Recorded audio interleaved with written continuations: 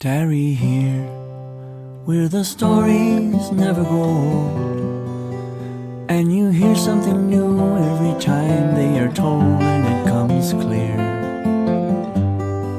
So tarry here, where it doesn't matter your age, and when we gather round the table, we all take the stage year after year. So tarry here. Welcome to the Enlighten Radio Storytelling Hour at enlightenradio.org. I'm Fanny Crawford. And I'm Stas Zielkowski. We are bringing you stories today, which is Monday, December 2nd, and our theme is celebrations. Which Christmas celebrations, right?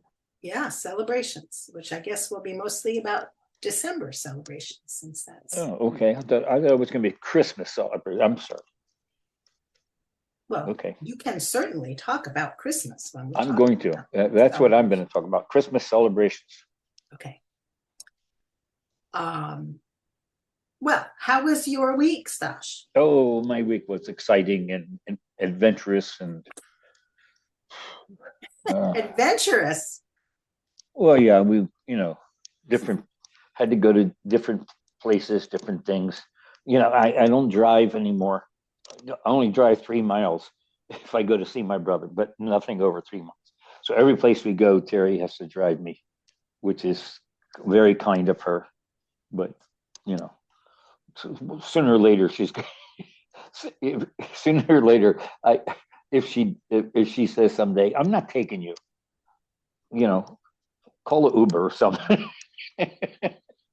Because it's got to be a pain chauffeuring me to my massage, to get my pedicure done on my toes, to get doctor's appointments and stuff. When she has to just sit and wait, it just is what a pain.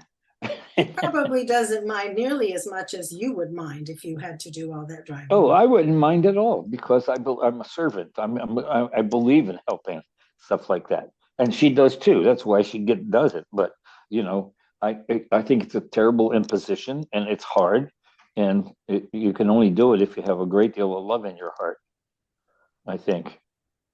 But and I understand when people would object. I understand when someone, I don't mean like a couple, but I mean I understand when one person in the family would like say, who cares? I'm not, I, I just can't do that. But it's anyway. Well, I'm glad you got to go where you needed to go, and I'm Oh glad yeah, Terry right. was And willing to do that. it's hard seeing my brother every other day. And thank goodness for Terry, because if I had to do it every day, I think it would be much harder. And and that's just because I'm not a very tough guy.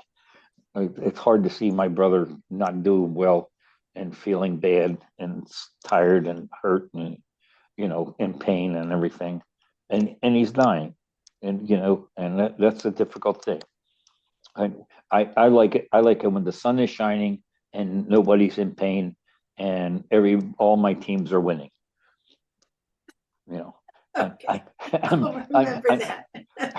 and that's just. I think that's just being a regular human being. It's easy. It's easier to live when things are happier, and and there's really no saving grace in being able to suffer and smile and everything, unless you believe in some religious thing.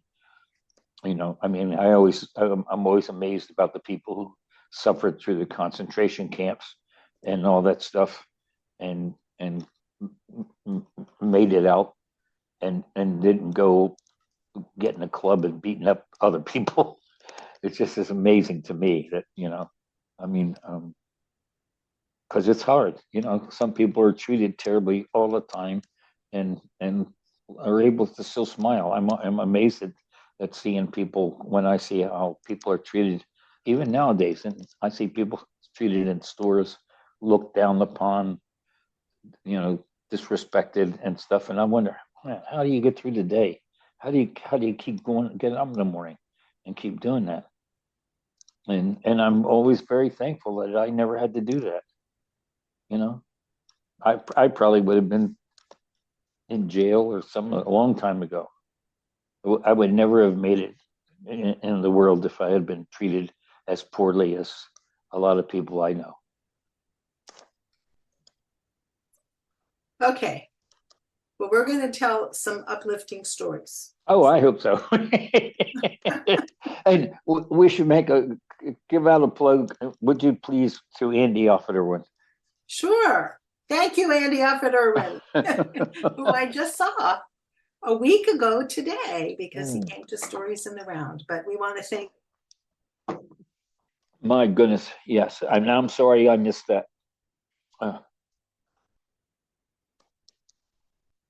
I really do. I'm sorry I missed it.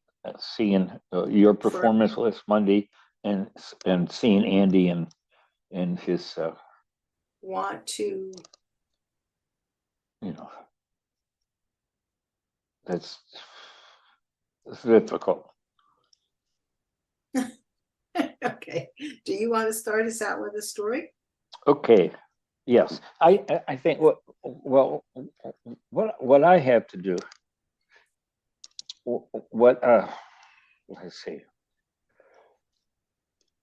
I thought people do Christmas in different ways, and of course, if you only do Christmas if you're a Christian, except some people who weren't Christians do Christmas anyway because Christmas has become, excuse me, such a crazy celebration in a lot of ways. Santa coming down the chimney, even the chimney that he couldn't possibly fit down, a chimney that's got a blazing fire in it, and how does he get down there? Oh, all the crazy stuff that I'm always amazed that young kids. I don't know at what age. It would be fun to do a study and find out at what age do children, both boys and girls, say all of a sudden, yeah, how can you come down the fireplace? There's a fire in there. He can't come down that. And besides that, he's fat, and his suit doesn't even get dirty.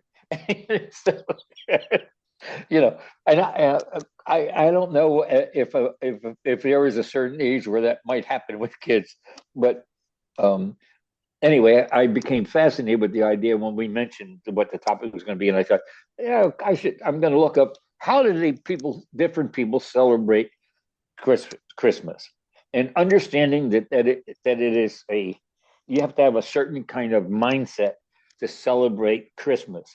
And I'm not talking about only the religious area, but there are some people who celebrate Christmas and never go to church. I'm an accidental church person. I haven't been to church as a believer or supposed believer for many years. So I don't go to church. But I still think of Christmas as a nice time, and it's a fun time, celebration and all that stuff. So anyway, I decided to look up Christmas in different parts of the world and how different people celebrate Christmas. So there are some places you likely know that piñatas, or paper mache animals and other figures filled with candy, are tied to Mexico. But did you know that they frequently make appearances during the holiday season? The only difference is that this time of year, they show off some additional glitz and sparkle to celebrate the holidays. Traditional ones come in the form of a 7-point star, symbolizing the 7 deadly sins that are then broken by a stick to represent faith in God. They usually filled with little treats like candies, fruits, and peanuts. Perhaps you've hidden your brooms and mops when you're not in the mood to clean. But in Norway, they do it with a Christmas tradition in mind. Norwegian folklore advises hiding brooms and mops on Christmas night to prevent evil spirits and witches who return to Earth on Christmas from taking the cleaning tools and using them to fly through the sky. How's that for a clean sweep? This is a more recently celebrated tradition that's become super popular in Japan. While Christmas isn't exactly a huge holiday there, some people do celebrate it, with Christmas Day feasts consisting of none other than buckets of Kentucky Fried Chicken. Not only is Colonel Sanders now synonymous with Santa Claus, but the brand even purveys Christmas-themed party barrels to mark tradition. They include salad, cake, and plenty of fried chicken. All right. Here's my absolute one of my favorite Christmas traditions. Is coming up this Friday. In Germany, Saint Nicholas is entirely different from Santa Claus. Over there, St. Nicholas is a separate gift giver that nods to the religious version of Santa and leaves small presents such as coins and fruits in the shoes of good German children on the night of December 5th. But if they were naughty, children could wake up to find sticks, twigs, or switches in their shoes instead. And the Feast of St. Nicholas is important to me because I'm as a storyteller, I've told this story about the kneeling Santa and about Saint Nicholas, Santa Claus going to church on Christmas morning and kneeling down and apologizing to God in an empty church about how he thinks he's influenced people away from the Christ child and all. And it's a nice story and it's pleasant and everything, but it's just based on that Christmas tradition. Okay, here is a delightful, and it should be delightful, but it's a delightful tradition that's thought to have started in Germany, but the actual origin is pretty much a mystery. But despite that, everyone will relish in this activity. It consists of someone hiding a pickle ornament deep within the tree's branches. The person who discovers the pickle sometimes during the Christmas season will receive a bonus gift or lots of good fortune for the upcoming year. How about that? In Iceland has a charming Christmas tradition you may want to start in your own family. On Christmas Eve, Icelandic families exchange books, then spend the rest of the evening cozied up by a fire as they read aloud and eat sweet treats. Sounds like a perfect Christmas Eve to us.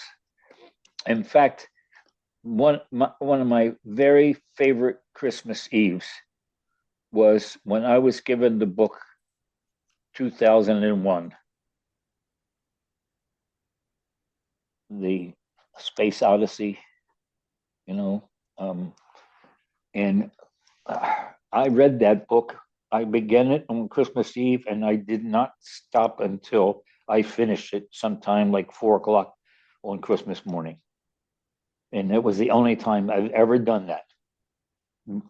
Everybody else in the family was gone, went to bed, sound asleep.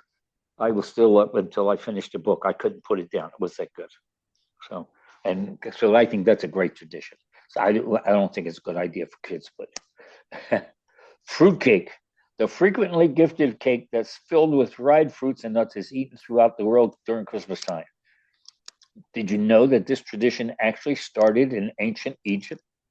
While the Egyptians may not have celebrated Christmas, the food got its start among the pyramids and was even dropped into tombs, since it was seen as a must-have food in the afterlife.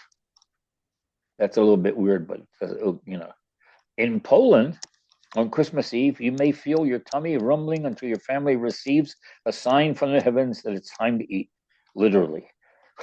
Polish families don't start eating dinner until someone spots the very first star in the shining in the sky. In my family, I loved this was a tradition that I loved on Christmas Eve. everyone had to be home for dinner. No matter if you were still living in the house, you had to be home for dinner, no matter whether you were engaged, married, everything. If you lived in the house, everybody had to be in the house for dinner. And in my family, and I think it was true throughout the family, I don't know about, not all Polish people did this, but through my Polish family, whatever was put on the table by my mother as food, every item, you had to eat some of it. So if there were 12 different dishes, you had to have some of each of those dishes on your plate.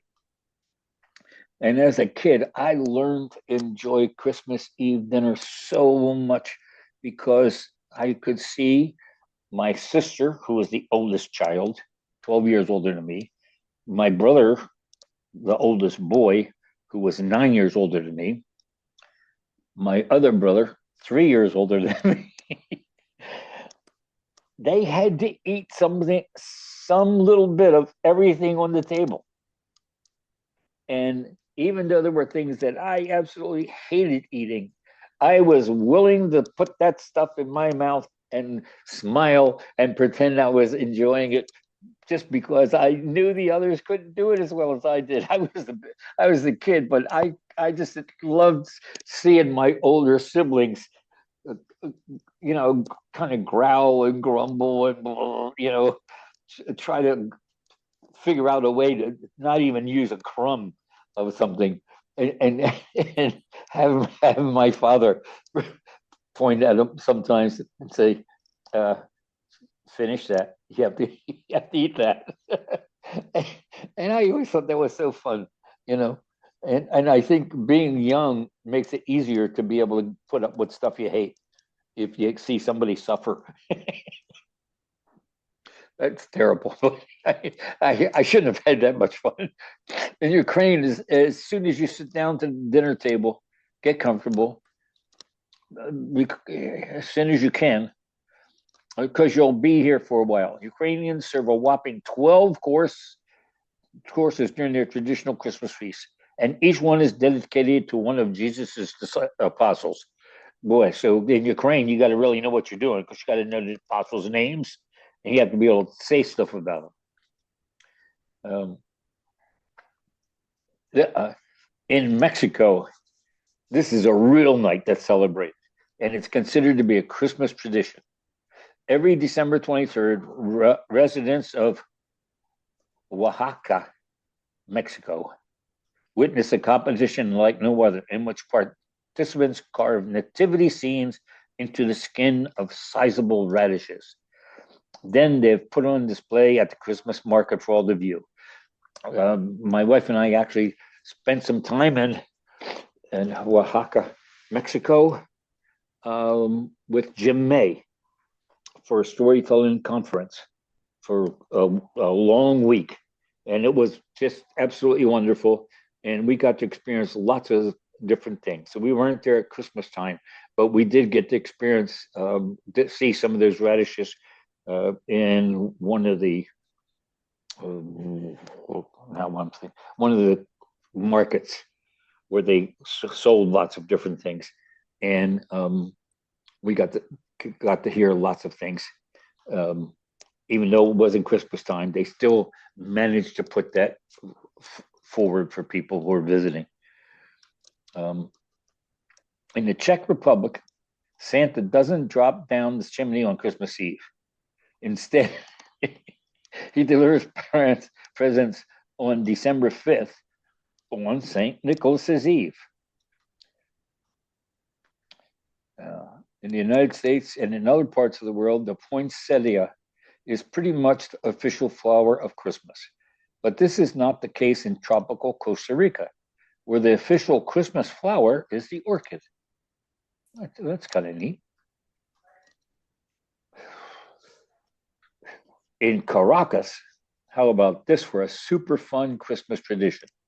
Venezuela, residents don't head to church services in cars, but on roller skates. There are actually so many people who participate in this tradition that several city streets are closed to traffic on Christmas morning. I can see that working real well in some places. Okay. Maybe you've heard of mince pies in passing, but what are they exactly? Tiny pies filled with dried fruit. They're so popular in England during the Christmas season that children leave them out for Santa instead of cookies. One of the things that I just pause here. In my family, we had a fireplace in the front room in 1804 Bank Street. That fireplace was never used. Maybe it was used before we owned that house, but as far as I know, no fire was ever set in that fireplace. In fact, by the time I was, I guess maybe 12, and maybe a little sooner, that fireplace was closed. My father put a metal plate over the opening, and which made my mother happy because she said the front room was cold because of the air coming down the chimney in there, because apparently the closure for that chimney didn't work very well. So even though we talked about Santa coming down the chimney and all this stuff, and we had a Christmas tree next to the fireplace, it was between the front window and the wall and the fireplace on the wall. And we talked about Santa and all that stuff and everything. I was so dull brained. It never dawned on me that Santa couldn't come down the fireplace. I never investigated it as a child and thinking in that much. But anyway, people put up with a lot just so they can keep their fantasies going. For many of us, Christmas is a downright chilly holiday, which is why any opportunities to soak up some warmth are welcome. We think we can get on board with this Finnish tradition, sitting in a sauna. Many homes in Sweden have saunas, with people often sitting in the sauna to celebrate Christmas Eve. Now, there's a picture I'm not sure I want to see on Christmas Eve. A family sitting in a sauna all together sweating. But, okay.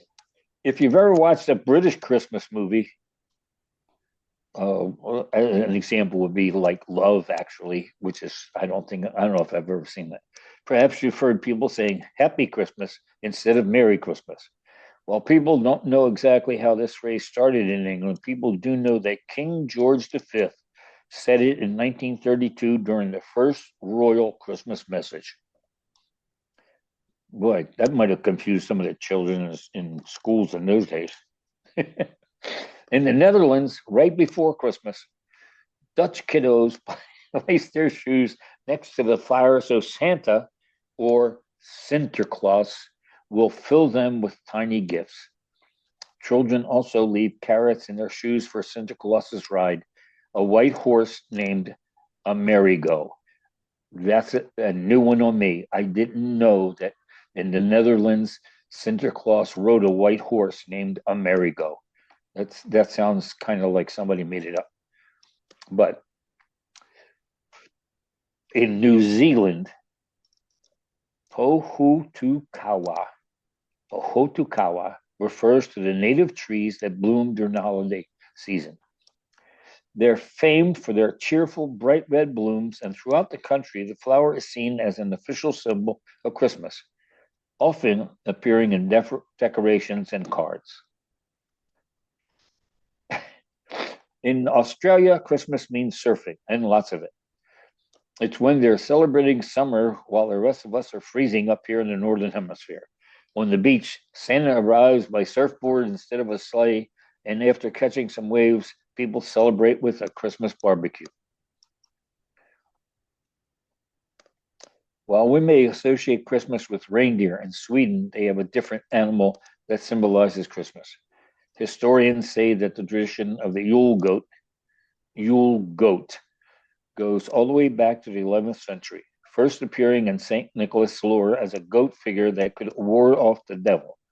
Nowadays, it's often seen as an ornament on many Christmas trees. Some people even put giant versions of them in their yard as holiday decorations. In China, it's not all cakes and candy when it comes to Christmas.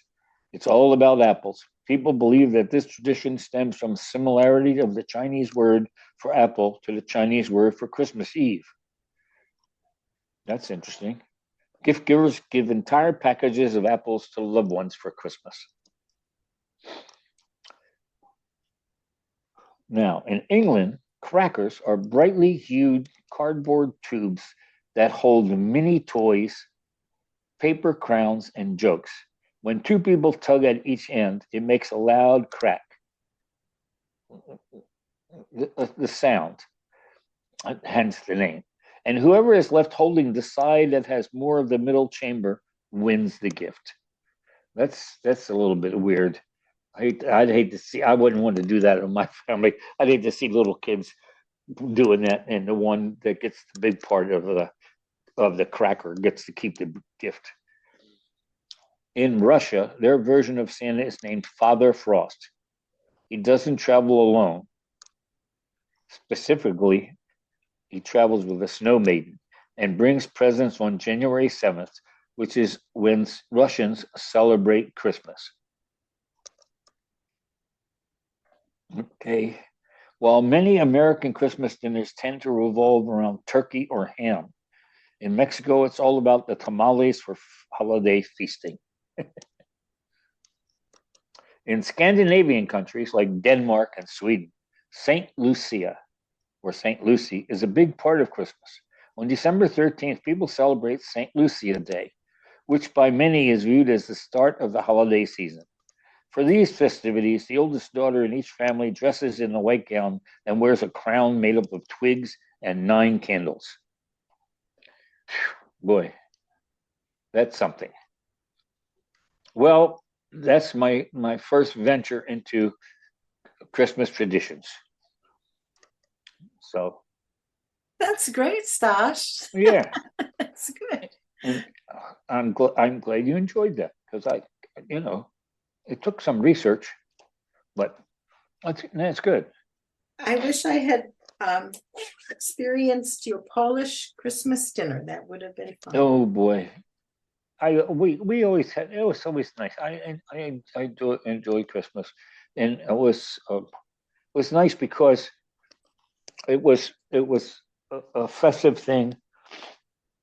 And you learned early on as a kid that you had to be there Christmas Eve. I can remember as a teenager, I remember having a great Christmas Eve party a couple blocks from my house, and people said, "How come you were late?" I said, "Christmas Eve dinner. I had to sit at the table, and I had to eat before I could come out to the party."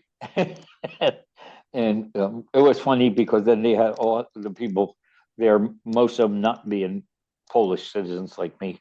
They had a big laugh about it. I had to eat something of each of the dishes that my mother put out.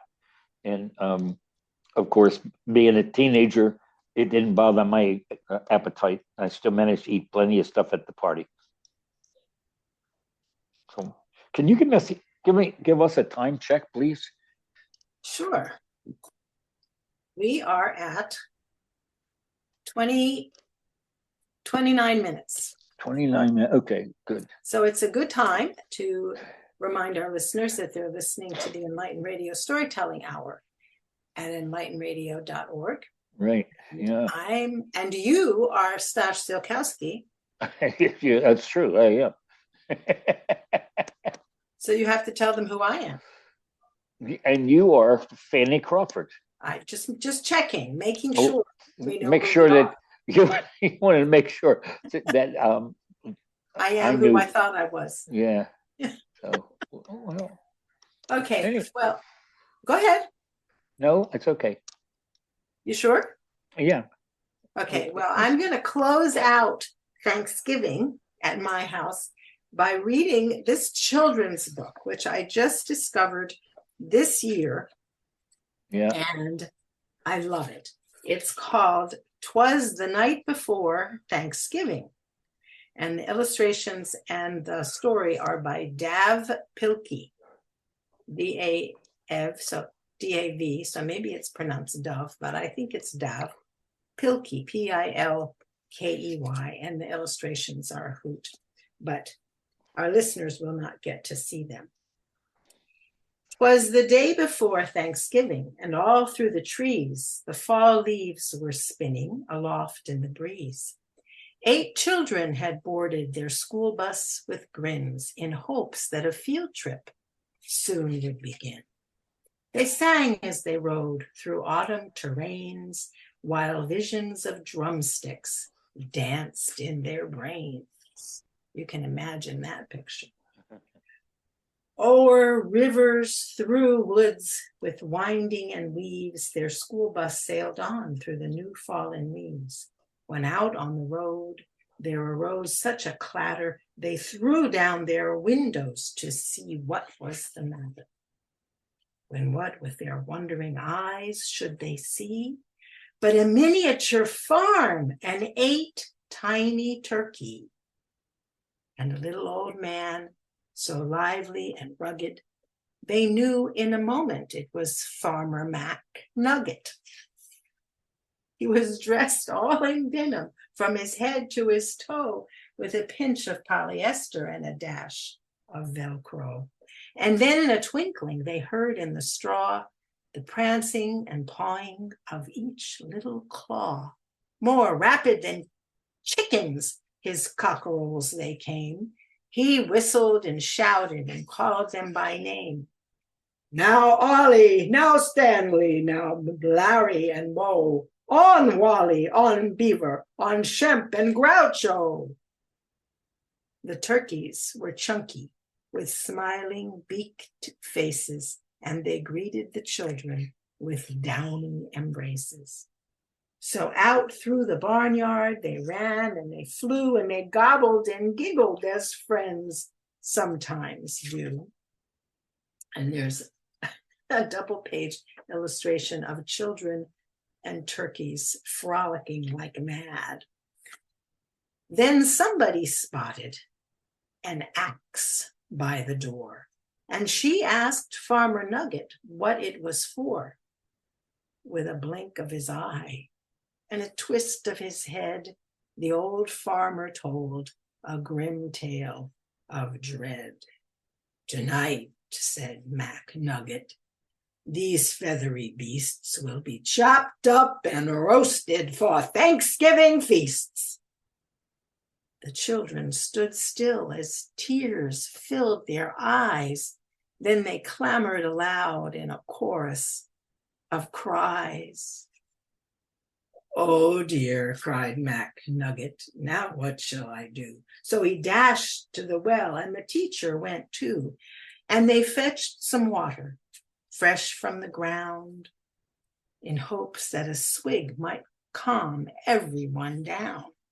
And when they returned to quiet the matter, the children were calmer and mysteriously fatter. The boys and girls drank up their drinks in the hay and then thanked old Mac Nugget and waddled away. And if you look very carefully at these illustrations on that page, you can see turkey feathers sticking out from underneath the children's very fluffed out clothes. They limped to the school bus, all huffing and puffing. It's not easy to walk with hot turkey stuffing.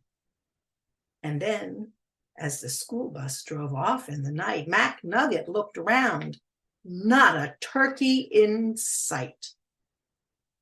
'Twas the night before Thanksgiving, and the stars up above shone down on a school bus, abounding with love. The very next evening, 8 families were blessed with 8 fluffy Thanksgiving turkeys as guests. They feasted on veggies with jelly and toast, and everyone was thankful. The turkeys the most. So each one gave thanks for love and for living, and they all had a wonderful, happy Thanksgiving.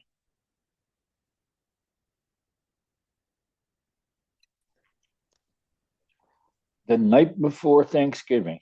That's right. And it might be one of the earliest books about a vegetarian Thanksgiving. It was published in 1990.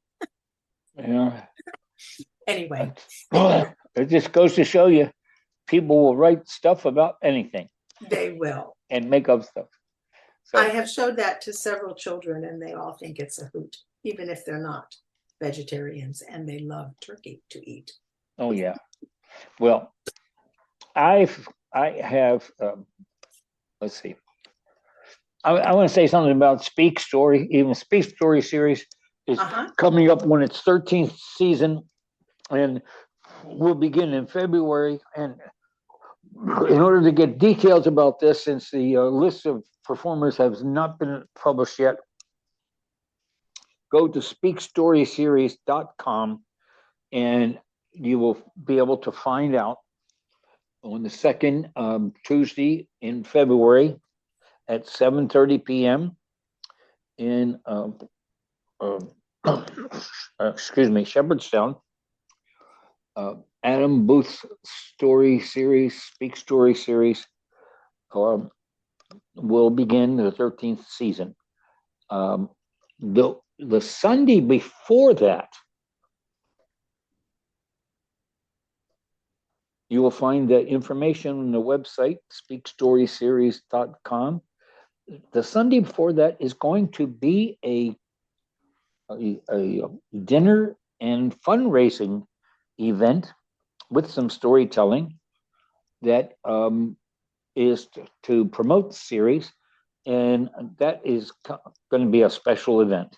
So people should look up speakstoryseries.com and get all the details. They can get season tickets. They can donate money to fund this wonderful series, and they can even sponsor storytellers and get involved in it. So look forward to season 13 of Speak Story series. And now I have additional information about Christmas celebrations. And you may have to rein me in on these. Although Christmas celebrates the birth of Christ, it doesn't actually mention December 25th anywhere in the Bible. In fact, some historians think Jesus was born in the spring, and that's because of the stuff about the guys in the fields with the shepherds and all that stuff. But the Christmas on December 25th wasn't celebrated until about the year 336 AD. And I think John mentioned whoever was the Christian leader at that time who set that up. Gifts at Christmas time have both Christian and pagan origins. For Christians, giving gifts at Christmas imitates the presents the wise men gave to Jesus and the charitable giving of the ancient Saint Nicholas, who was the forerunner to Santa. However, winter gift giving also has its roots in Saturnalia, a pagan holiday where they gave offerings to the gods. And because we're storytellers, we both know at least one person who celebrates the Saturnalia every year. And I'm not going to mention that person's name on air since I don't have their permission. And I might get it wrong anyway. Okay. Evergreens. The iconic Christmas tree has a lot of roots. Ancient Egyptians used to mark the winter solstice by decorating their homes with green palms. The Romans celebrated Saturnalia with evergreen boughs. These green plants signified that the spring would return with new life. The first Christmas trees, as we know them today, started in Germany in the 16th century. So that's amazing. It truly is amazing that Christmas trees have only been around since the 16th century.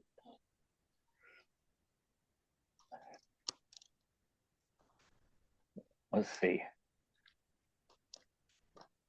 Christmas trees have German roots, but they really took off in popularity thanks to Queen Victoria and her husband, German Prince Consort Albert. In 1848, they were sketched standing in front of their tree with their children by the Illustrated London News, which quickly made Christmas trees fashionable.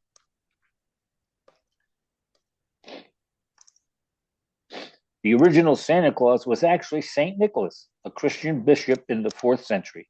He didn't wear the red suit, so that's so famous today, but he did give all of his inheritance to the poor and needy. In Dutch, his name is Sinterklaas, which later morphed into Santa Claus.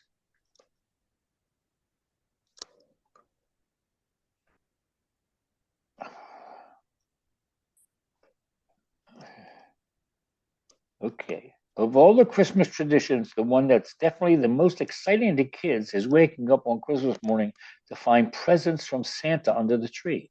They might try to stay awake as long as they can in hopes of catching a glimpse of the iconic red suit or hearing something up on the roof. But whether they manage to stay up all night or whether the visions of sugar plums get them in the end, the presents are there when they wake up nonetheless.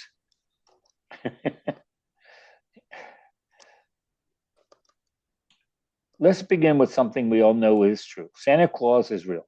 New York Sun's newspaper reported in 1897 in response to an inquiring letter from an 8-year-old Virginia O'Hanlon. The column has been entered into the Library of Congress, meaning it's recognized by the government. It's in the 3rd column, the 2nd letter down. Yes, Virginia, there is a Santa Claus. Newsman Francis Pharcellus Church wrote, he exists as certainly as love and generosity and devotion exist, and you know that they abound and give to your life its highest beauty and joy. Alas, how dreary would be the world if there were no Santa Claus. Would be as dreary as if there were no Virginias. I always thought that was kind of cute. Um, There are historical records about St. Nicholas going all the way back to the 3rd century. According to those documents, he was probably born around 280 AD, somewhere in modern day Turkey. His kind acts made him the patron saint of children.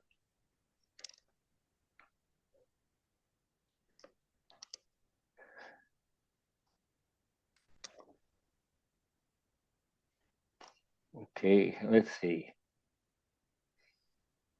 Santa wasn't always a jolly man in red. Older depictions of Santa from early 1900s depicted him more sternly. There wasn't a standardized look for his appearance. The classic image of a happy and plump Santa that we all know today came in part from Coca-Cola ads, drawn in 1931 by illustrator Haddon Sunbloom. I didn't realize it was that at that around that date. The historic St. Nicholas heard about the plight of a local man who did not have enough money, uh, enough dowry money to marry off his 3 daughters. The generous St. Nick tossed some money down the chimney and that landed in the lady's stockings that were drying by the fire. After that, the tradition stuck of hanging your stockings by the fire. The beloved reindeer was Rudolph was created by a copywriter for Montgomery Ward's store in 1939. He wrote Rudolph into a children's story that could be given out to promote the store. It was a huge hit, with more than 2.4 million copies distributed in the first year. In 1949, Gene Autry recorded the famous song Rudolph the Red-Nosed Reindeer, and in 1964 came the movie feature The Island of Misfit Toys. And I remember that recording by Gene Autry. What a great voice he had. I don't like to hear anybody else sing Rudolph the Red-Nosed Reindeer, because it doesn't sound as good as he did. The 8 tiny reindeer have had lots of names. Rudolph was almost named Rollo or Reginald, and his crew had lots of other names. They have previously been called Flossie, Glossy, Racer, Pacer, Scratcher, Feckless, Ready, Steady, and Fireball. The custom of bringing evergreen into the home began in the 16th century among Northern and Eastern Europeans, primarily Germans, as a means of cleaning up the Christmas tree and making it more uniform. Instead of throwing out cut-off greens, people wove the excess into wreaths. However, the religious significance is that the circular shape and evergreen material of the wreath represent eternal life. The symbol, which has no beginning or end, symbolizes the eternity of God, immortality of the soul, and the everlasting life we find in Christ. Jingle Bells was originally a Thanksgiving song. Turns out we first started dashing through the snow for an entirely different holiday. James Lord Pierpont wrote the song called One Horse Open Sleigh for his church's Thanksgiving concert in the mid-19th century. Then, in 1857, the song was re-released under the title we all know and love, and it's still among the most popular Christmas songs today. Boy. Astronauts broadcast Jingle Bells from space. 9 days before Christmas in 1965, astronauts Wally Schirra and Tom Stafford aboard the Gemini 6 told Mission Control that they saw an unidentified flying object about to enter Earth's atmosphere, traveling in the polar orbit from north to south. Just as things got tense, they interrupted the broadcast with Jingle Bells as Wally played a small harmonica accompanied by Tom shaking a handful of small sleigh bells. Larry, how about that? Our space program celebrating Christmas Eve. Are you done? Estimated time of arrival 11:15. Okay. Silent Night is the most recorded song. We all know the same few handfuls of Christmas songs play at stores on radio, but one of them has been adapted more than another. Silent Night is actually the most recorded Christmas song in history. It's had more than 733 different versions copyrighted since 1978. Are you raising your hand? Audio, I don't know. Oh, you're back. Okay. Could you hear me? I could not hear you for about 10 seconds. Oh, okay. Celebrating Christmas used to be illegal. From 1659 to 1681, anyone caught making merry in the colonies would face a fine for celebrating. The Massachusetts Bay Colony created the penalty for keeping Christmas. It was thought that such festivals as were superstitiously kept in other countries and were a great dishonor of God and offense of others. The penalty for breaking the law was 5 shillings. By the Revolutionary War, the day had so little significance that Congress even held their first session on December 25th, 1789. Christmas wasn't even proclaimed a federal holiday for almost another century, proving that the Grinch's attitude toward the holiday was alive and well long before he was. That's pretty good.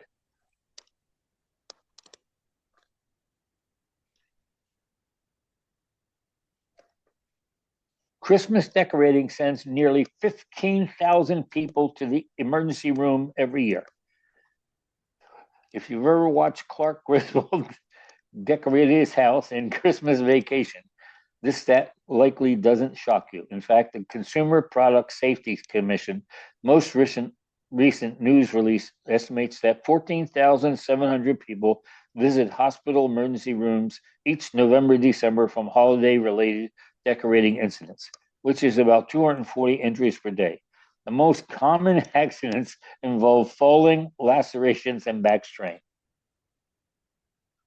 That's a funny one. Yes. You like that one?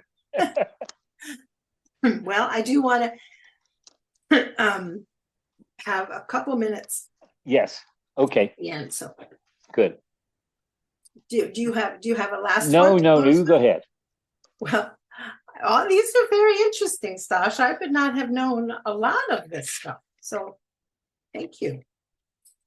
I took notes, of course, so I can pass on the good word about Christmas celebrations and occasional lack of them. Well, what I wanted to share before we closed was that my second celebration story is I have an add-on for December 25th.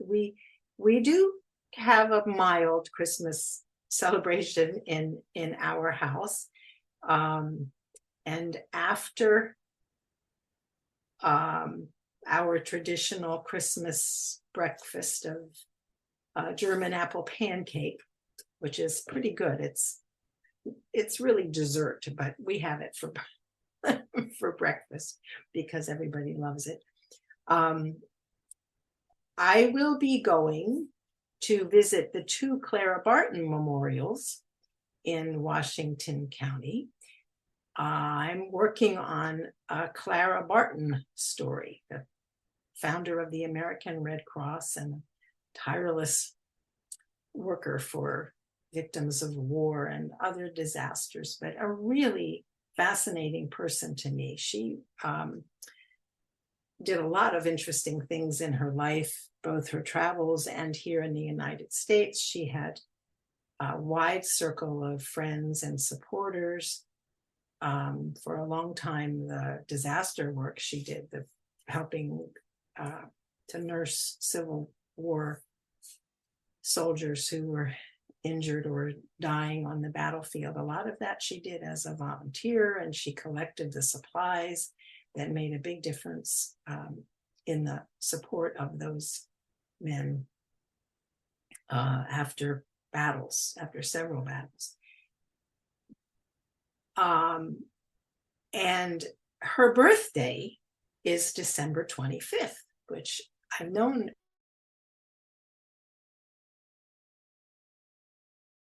that story for a while, but I only just discovered that her birthday is December 25th. And there are 3 separate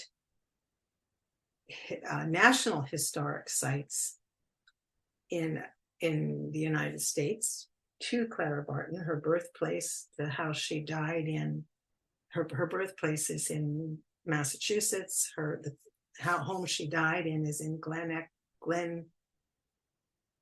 Echo, Maryland. And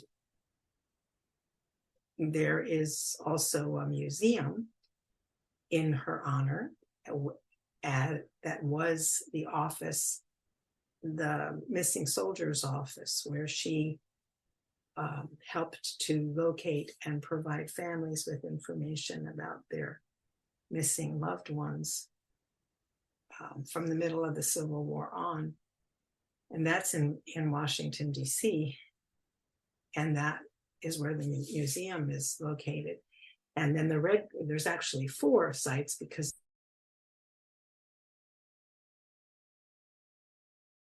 they're set of exhibits and information about her. So if you're interested in Clara Barton and you live in this region, there's a lot that you can learn about her and visit, and then you can take a trip to Massachusetts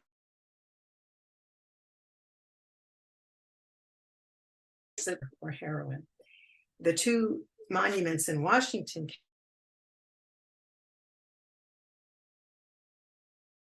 and have visited that monument, but there's a new one that's only been up since last year, right near City Park, the entrance to City Park in downtown Hagerstown.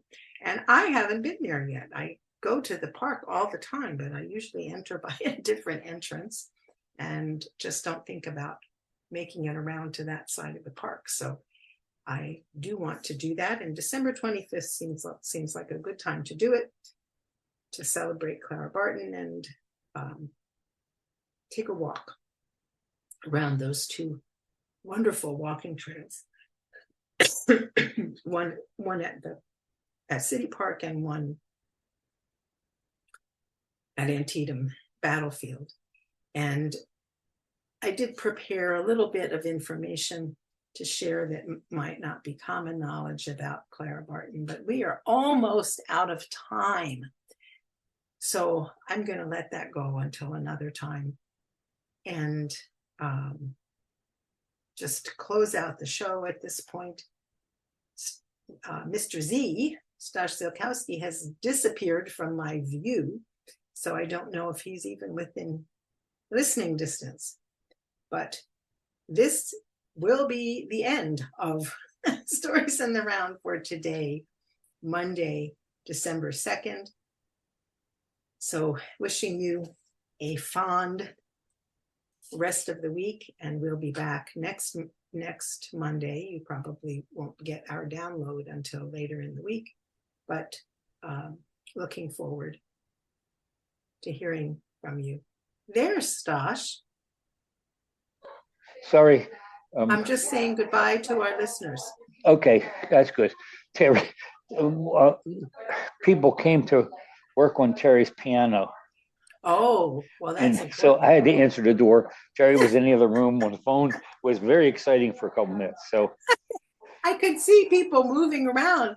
I know behind your chair there, but you were not there. Okay, so the Enlighten Radio Storytelling Hour is happy that you were listening today as we shared stories and encouraged our listening community to tell and share and listen to lots more stories.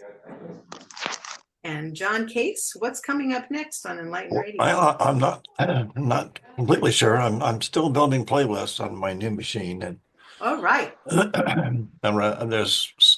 There's a lot of jazz in the queue at the moment, but we'll see what happens. Anyway, jazz sounds good. Yeah, so the door's partly open. Anyway, all right. You guys have so she would see a great week. Okay. All right. Um, Talk to you later. All right. Okay. Closing out.